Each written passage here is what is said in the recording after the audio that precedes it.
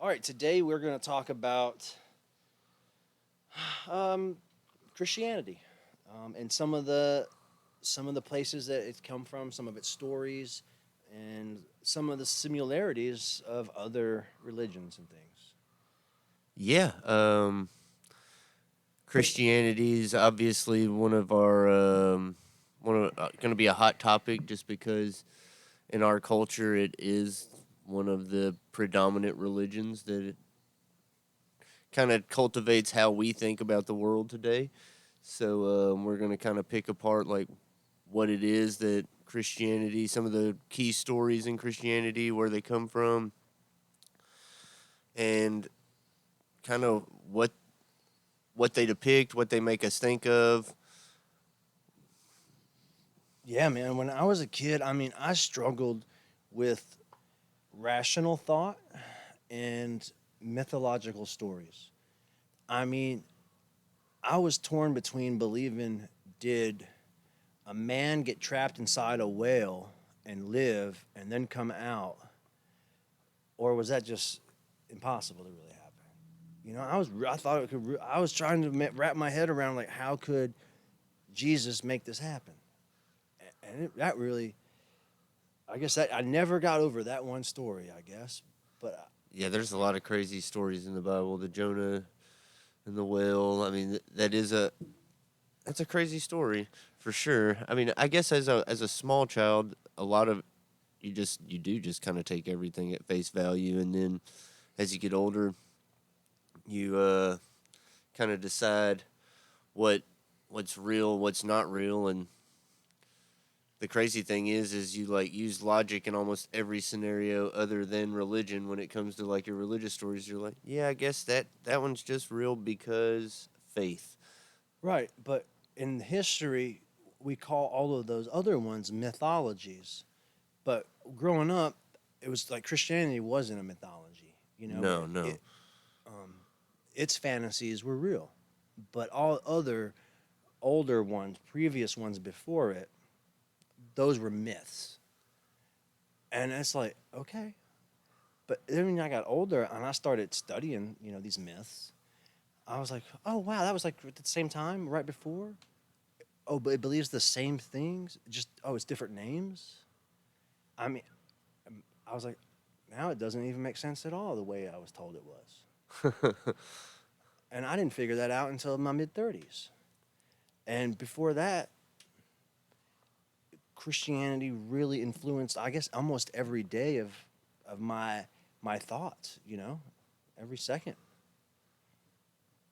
I mean, I think really it's almost impossible to say that it still at some to some extent doesn't influence our thoughts or our like actions just because like I said, you're raised in these things and it's like it's almost like when you start doing your shadow work and your self-healing, you're like digging up all these different traumas. Well, one of them is like that you believed an illusion, like these myths per se of a religion that sold you, like you said, like this mine's real, all these other ones are fake. And when you start, like, that's one of the PTSD things is just like, okay, well, that's obviously like kind of a silly way of looking at things. This one can't be the only one that's real if these are ones. And you start seeing, like you said, the similarities and the obvious building blocks from this culture to the next culture to the next culture, where they're just kind of I don't know, like assimilating to the to previous cultures to kind of like, okay, we came and dominated your land, but we still want you to be like part of our culture, so we'll give you these beliefs, but we're going to call them this now. And your goddess of fertility is now going to be Easter, and now we're also going to change that to like, a resurrection story for our savior now. I mean, those stories happen throughout history a bunch of different times, and we just are like, yep, that's history. But these are just like people telling stories, and once it gets to this point, it becomes reality, and it's the only reality that we're allowed to believe for the rest of time. Like, seems kind of silly to Yeah. to discount other people's stories that are the exact same, just in different time periods, in different places on earth. Yeah, when I was really trying to wrap my head around, was Christianity real, or was Jesus, you know, real in the sense of, was Jesus really the God? I was like, well, let's just see how the other Abrahamic religions view Jesus, because we know that Jews and Christians and Muslims all view Jesus as something.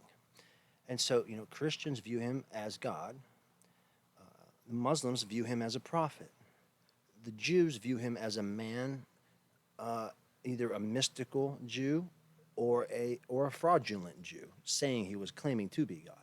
So there's those different ways to look at it. And I was like, okay, well, let's look at Jesus from each one of those views. Now, even Christians, well, I think all of them believe that he was a Jew.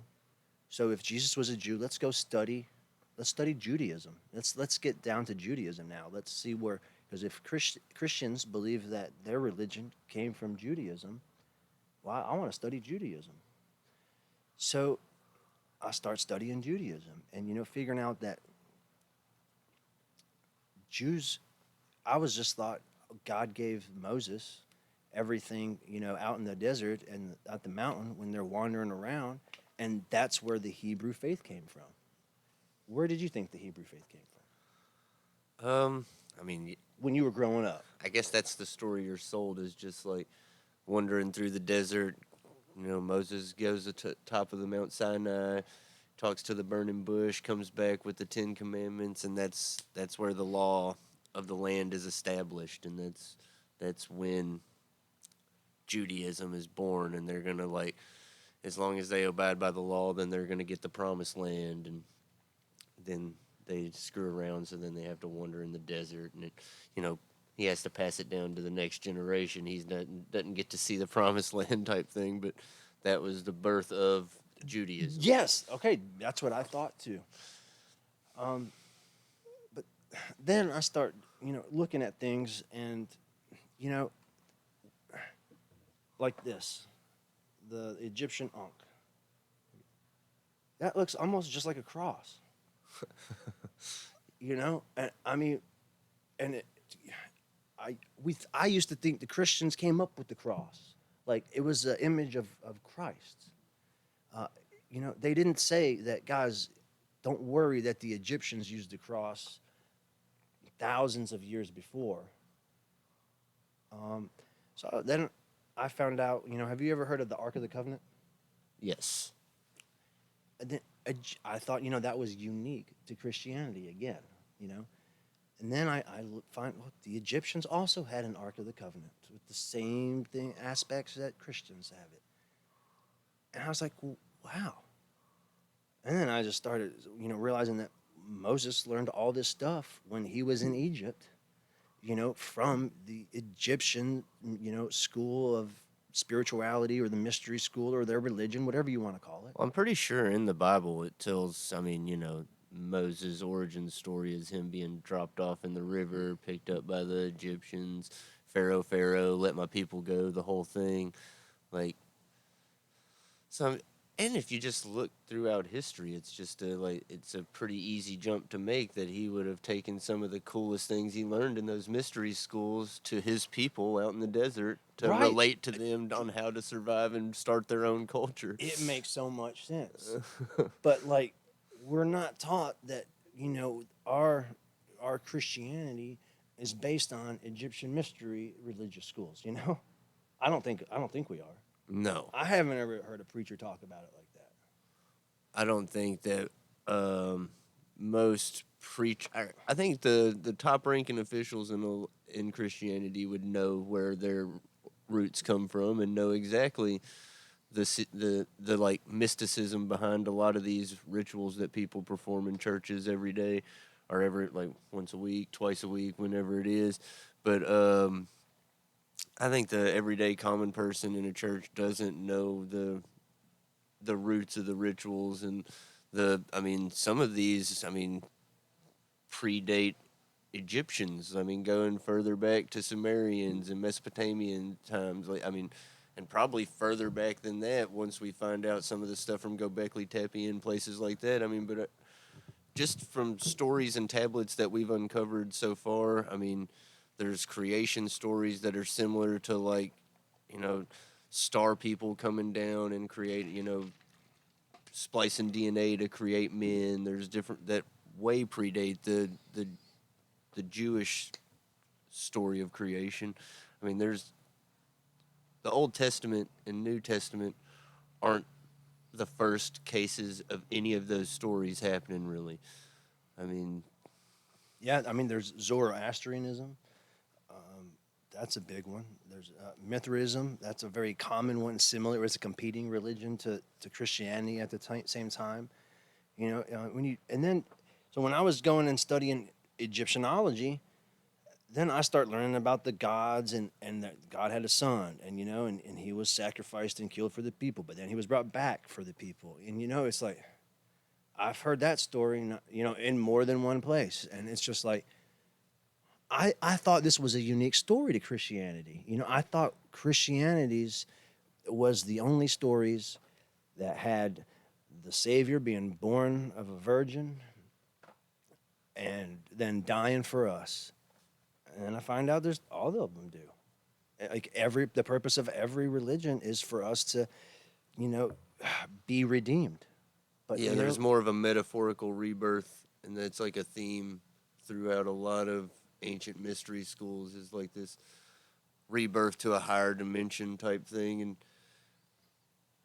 that I think that the story of Jesus, Yeshua, whatever you want to call him, like has roots in Isis in Egypt, Thoth. Like there's just like Hermes Trismegistus. These are like different things that these principles of transcending our normal animalistic tendencies or whatever, vibrating at a higher level, raising our consciousness, like those themes like go back, and it almost seems like it does end with Jesus. Like that was the last time that was allowed to happen, and like Muhammad comes after, and yeah, there is like, but it's just like the progress in which like religions were evolving and adapting and changing just like seem to just like have died with the Abrahamic religions. yeah. I mean, because now they tell you it's a sin. They try to tell you can't study anything else because it's of the devil. You know, have you ever wondered why in the Garden of Eden, if God, who made us, didn't want us to eat of the tree of knowledge, like, why would he not want us to know things? Like, why would he not want us to be intelligent and not ignorant? It is weird that at the core of the creationism story at the beginning of the Adam and Eve story that God is the one trying to keep us from knowledge and the devil is the one trying to show us knowledge. And like then in the New Testament the Bible says, the truth shall set you free. And it's just like, well, the devil was trying to give us the truth, the knowledge of, what we are and what we can be in the beginning of this book. And now by the end, we're switching like who's the hero here. And it just seems to me like another time when one of these religions was just trying to keep a hold on power, man, like changing the dynamic, trying to change the story. And like Judaism, I mean, still is a thing to where like the Old Testament that's where it ends and that's the law. And I mean, so like there are steps to the whole Abrahamic religion thing, and Christianity took it to the next level and says that Jesus, you know, overrides the law, and now all you have to do is believe in Jesus, and you can just kind of like, you know. Yeah, well, Jesus was a Jew, and he was like, y'all don't need these laws. I mean, there are Jews who don't need the laws, and Right. also don't look at Jesus as a God. Right. I mean, yeah, there was, I mean, believe it or not, just like there's a million sects of Christianity around here, there was a million different sects of Judaism, and Jesus was a very specific type of Jew, the Essenes, and they were I think they were mystics. hunted. I Yeah, think they were hunted down and killed.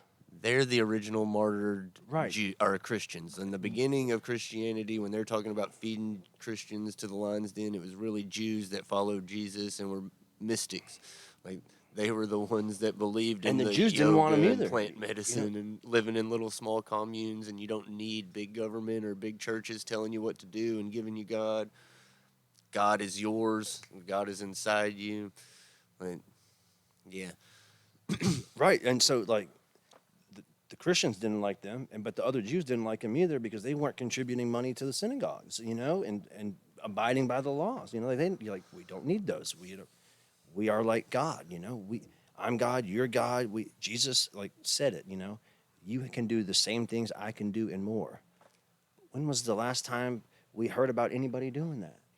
No, no, and that's the whole thing. I think that like the crazy thing is like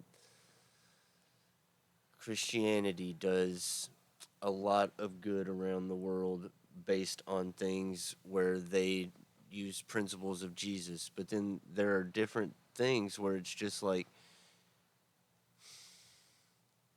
they use it to almost like make it to where like they think that they're like better than everyone else, and then they can creep back to the Old Testament and find places where being an adulterous wife can get you stoned, or being homosexual is, I mean, turned to salt by God in Sodom and Gomorrah. Like, there's different places where we're just like, we're led to condemn others in these books. And it's just like, yeah, Christianity nowadays is like, you can say that, like, my church doesn't do that and my church doesn't do this, or like, but there's just too many instances out there where it allows people the excuse to be bad to other people. And it's just, to me, like, there needs to be a next evolution. Like, just being able to, like, do whatever you want, and as long as you believe in Jesus, go to heaven, to me, doesn't seem to have fixed the world at this point. It seems like the most illogical thing ever. I think, the real story of Jesus and his forgiveness is really to teach us to forgive ourselves. That way we're not depressed and sad every day. You know, have you ever, has anyone ever, told you, hey, it's the hardest thing to forgive yourself, or it's harder to help yourself than it is to help others? How many times do we go help other people before we do everything we need to do ourselves? In the Bible it says, Jesus says, don't judge unless you have pulled out your own plank out of your own eye. He's not telling no one to not judge. He's saying don't judge unless you've fixed all your own house first. I mean, I think there's a lot of houses that could be using fixed in this society today. Seems like. Yeah, I mean, I've said it before and I'll say it again. I do think that, like, Jesus, the life of Jesus, is a great template of a person of how we should act. I just think that, like, we've taken a lot of things out of context, and there's a lot more metaphor and just like there there's ways to live your life, and I think the rebirth is a great example. Like, I don't know that, like, a man died and then was walking on earth again. I'm not a big believer in that part. I do think that, like, Jesus was a man, probably did a bunch of cool stuff. Stories get embellished over time. That's cool, whatever. Like, I think there are people that can do things that are beyond human, and he may have been one of them. And there are definitely people that have transcended normal human consciousness. There've been some since Jesus. There's The world doesn't usually take too kindly to people like that, and does not, like, if they don't fit in the system and make somebody money, they either get killed like Jesus or just put into seclusion to where it doesn't even matter. Like, and nowadays, like, I mean, it's harder and harder for those people to be hidden. Like, I mean, I think that we're finding that the actual, like, magical powers and walk on water, water into wine, feeding 500 people with fishes and loaves. Those stories are probably like embellished. There's no historical evidence of a lot of this. Like, there's historical evidence of somebody that was probably like a pastor, a preacher, small person that pissed off the wrong people in a church, and then after he died, people took his name and did as much as they could with it to create their own religion. To be honest, like, I mean, Christianity is like not even like a very popular thing until a couple hundred years after Jesus is dead. I mean, Oh yeah, it's like none of the people that they say the books are after. None of those guys wrote the books themselves. And sometimes they'll say, well, their scribes wrote them 50 years later, off of stories they were verbally passed down to them. But some of them weren't.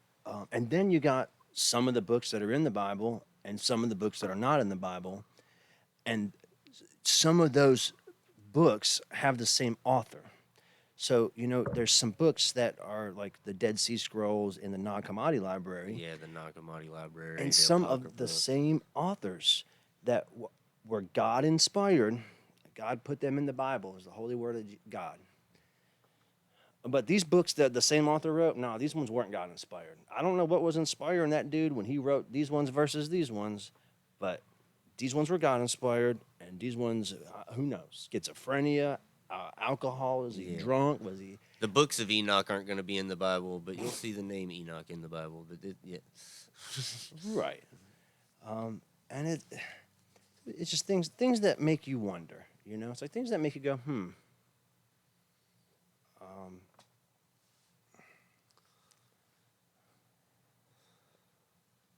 you're right. Religion it does good. I think there's just more efficient ways to do it. yeah. I mean that's the biggest thing. Is it's just like I think once we start to dissolve the barriers where we like are like these people are bad, these people are bad, these people are bad, we just realize that at the common goal is like peace and unity and happiness on earth, and it's a lot of the Eastern philosophies talk about like what like fixing yourself and being the kind of like becoming one with the world around you and not letting the everything around you bother you as much. And I think that's one of those that I would like to see take more of a transition towards the rest of the world, like just a more like natural fit into the world around you. Like, I mean, the Abrahamic religions have just seemed to be like a very dynastic, like type of thing where it's just like we have to take over the world, and like it Right. just doesn't seem healthy for the rest of us. Like, Right. It's their way or hell, right? right, Like it's their way or to hell with you, and they mean it literally. right, But they say that's not oppression. no, Um, they say that's just we're all free to believe our own thing. I'm like, yeah, well, man, you're right. We sure are. I'm glad I've learned of more loving things to believe in. I don't condemn anyone to hell for any of their beliefs. That makes me sleep a lot better at night than I used to be as a Christian. yeah. I guess that was part of my like awakening process is the whole reconciling of condemning other people with Christianity. Like I really had a hard time thinking that just because we failed as Christians to get the word of Jesus to these people that would donate the shirt off their back or like feed the homeless wherever they're from, but they just hadn't heard of Jesus yet, so they go to hell. And because and me personally at this time in my life, I'm a teenager, so I'm breaking rules left and right, doing all kinds of stuff that I know is like mischievous, and it's just like I'm gonna get to go to heaven because I just like get to go to church on Sundays and say I'm sorry, and like way nicer people are going to burn in hell. That just seems dumb as shit. So like, it was a hard time for me reconciling that as a youngster, and so like that began my process of being like, maybe this whole God thing isn't real. And then you start reading into the stories, and you like looking around, and you're like, well, people since the beginning of time have been trying to tell this story, and maybe there's more to it. And I started believing God again, and dig into like different beliefs, and just wanting to really find an answer to what that really meant to me. And it's been a great journey. Um, and like I said, there's a lot of times where I feel like it's hard for it not to be a logical jump to be like, oh yeah, all these different religions around the world are kind of a mishmash of the thousands and thousands of cultures that have existed over time, that have just like ran into each other and fought because we're too stupid to get along and create one language, like in the Tower of Babel whole thing. Like that's, I really do think that is like a huge metaphor in the Bible, like that we just overlook, is like, this is a story that happened a long time ago, that at one point we were all one people and God struck us down, and now if we could only speak the same language, we would be in heaven again. And it's like, no, there's no such thing as a tower to heaven. We could just have heaven right here if we all just learn to communicate and get along, work together in a common goal, and we could create whatever we wanted right here.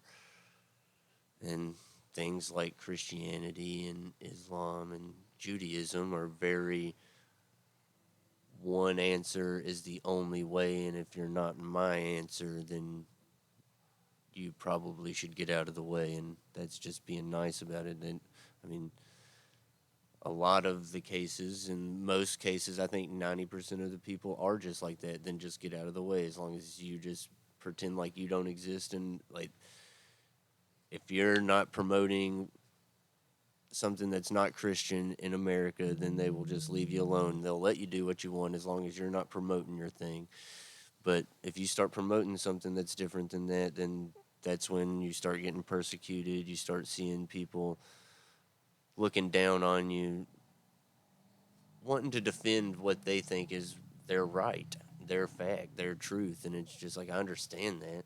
Like, people needing to defend and double down. So I try not to offend people when I have these conversations, but it's just like, I'd like people to like dig into it, look at where what they believe comes from, why they believe what they believe. So have you ever heard of deism before? Deism. No. Tell me more about it. So the founding fathers, most of them were deists. And, I always was brought up thinking and being told they were Christians. Our founding fathers were Christians. And so then I forget how I found this out, but sure enough, I Googled, founding fathers, deists. And it was like, these are the ones. And they were like, most of them, like all the famous ones pretty much were deists. And the religion of deism is actually almost the study of nature as God. Yep. And it makes, when you think of agnosticism and things like that, and spiritualism, it makes a lot of sense, and anything with oneness and mystical experience. The word mystical, I Google what's that mean? And it's like union with God. It's like, isn't that what the Bible tries to teach us, is to be one with Jesus or one with God? It's like every religion tells us to be in union with God. And that's like, we should all just be these mystical, creatures here, but we're not. Yeah, and the one of the biggest problems is like the Abrahamic religions teach us that we can't be mystical, like, unless you're divinely ordained by God, the son of, and you happen to be the son of God. And that's really one of the only cases in the Bible where somebody gets to be God. And some would argue that Jesus never says he is God. Right, the actual, the language, right. Right, Said he was a son of God and not right, the son of God. right. So like, Everything I've read shows that that's the way it was. exactly. I mean, so there's different interpretations, and I mean, What difference would that make to people if somehow they were presented with the right information for them to see that Jesus' actual words were, I am a son of God, instead of I am the son of God. And that this information also showed that he was a Jew, and that the things he did, any of us could go and learn how to do, like these mystical ways to perform miracles. You know, would that change the way people look at the world? Well, I mean, I think that we're going to find out. People are going to be presented facts over the next. I mean, there are a bunch of people: Bart Ehrman, Billy Carson. I mean, David Icke, Greg Braden. There are a bunch of people out there digging into ancient mysticism, like the roots of religion. I mean, really the roots of some like ancient quote unquote like technologies that we probably haven't unlocked that are inside us. Like, I mean, uh, I think that we're going to be finding out over the next several years that yeah, the that core story that we're told is just kind of a charade to keep us distracted from the real meaning of what Jesus was trying to do thousands of years ago. Kind of I show mean, people that the kingdom of heaven is within us and ready to be unlocked. All you have to do is be willing to do it. right.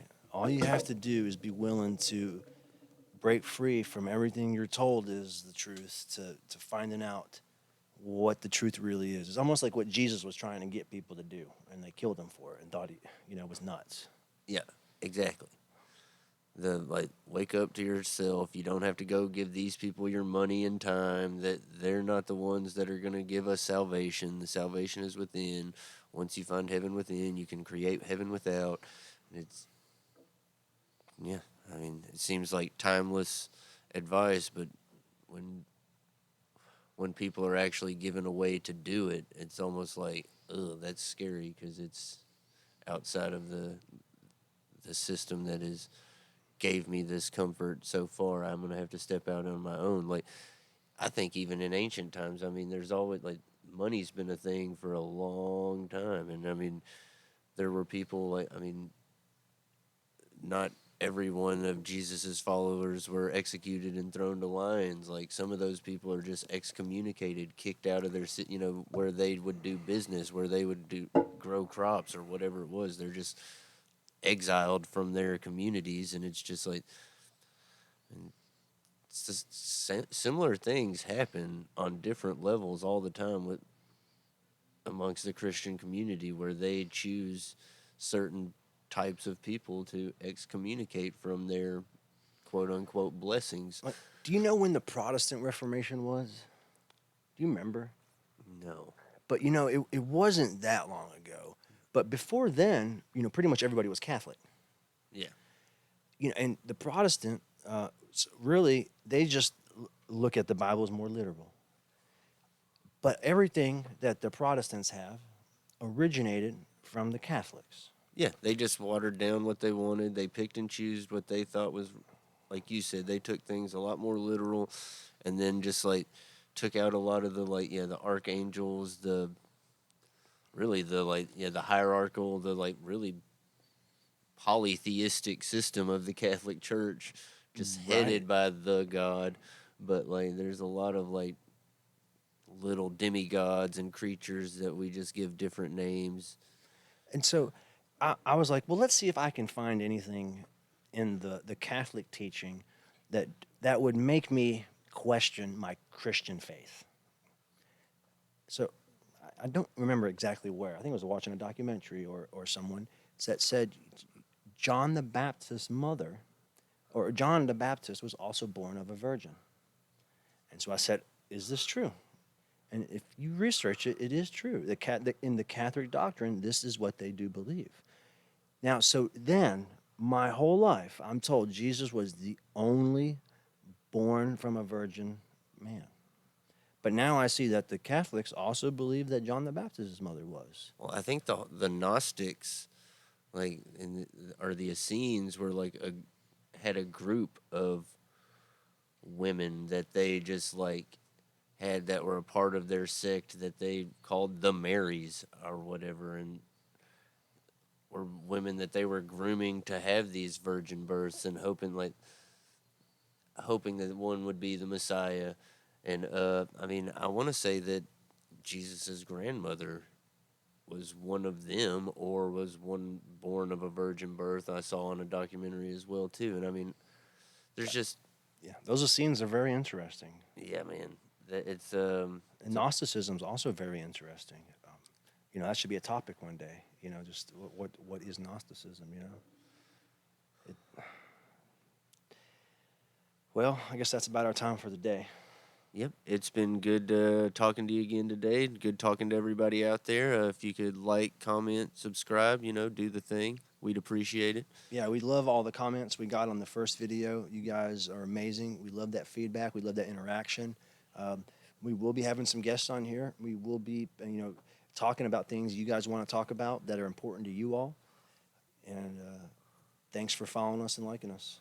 Awesome, guys. See you next time.